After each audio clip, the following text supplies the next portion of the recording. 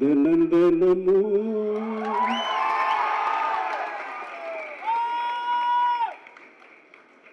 ஏன் நினப்பு வளைக்கிறதே என்ன தொலைக்கிறது. ஏண்டா இந்த உலகத்தில் வந்து பிறந்தோம்னு தினம் தினமும் ஏன் நினப்பு என்னையே வளைக்குதே என்னையே தொலைக்குதேன்னு நான் பாடுறேன்.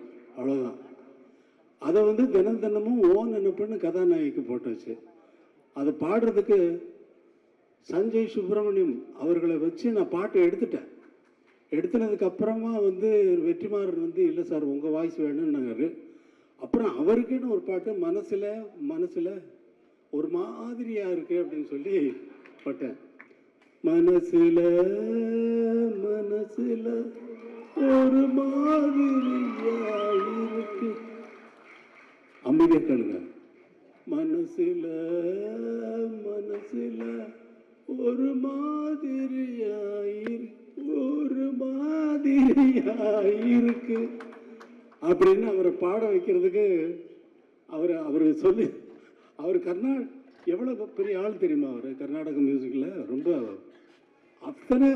அத்தனை பெரிய வித்வான்கள்கிட்டையும் இருந்து அவங்க மாதிரியே பாடக்கூடியவர். அவங்ககிட்ட இருந்து என்னென்ன கற்றுக்கிட்டாருங்கிறத அவர் சொன்னார்னா நான் வந்து அவர் நாள் முழுக்க கேட்டுகிட்டே இருக்கலாம்.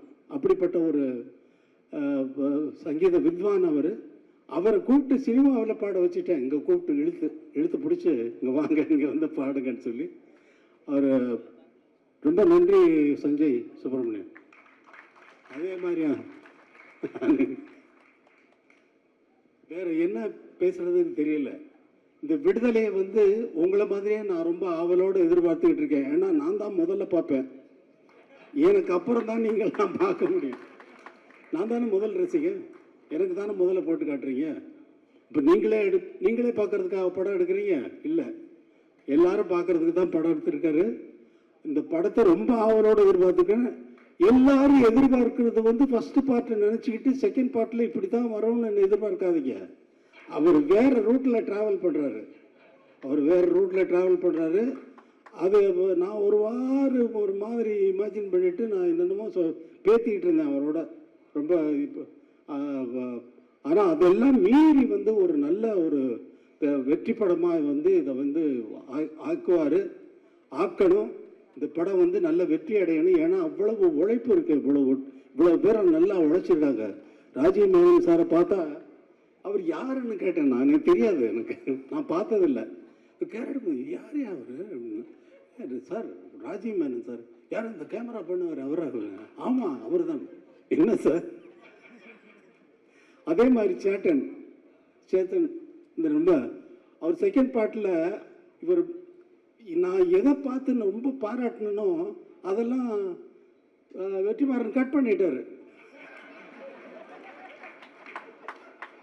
அவரை கூப்பிட்டு ஸ்டுடியோவில் வச்சுட்டு அவங்க ஃபேமிலி எல்லாமே வந்து அவரை ரொம்ப பாராட்டினேன். அவ்வளோ தூரம் ரொம்ப நல்லா நடிச்சிருக்கீங்க அப்படின்னு சொல்லி பாராட்டினேன். சார் எனக்கு லைஃப்பில் இது ரொம்ப பெரிய விஷயம் சார் அப்படின்னாரு.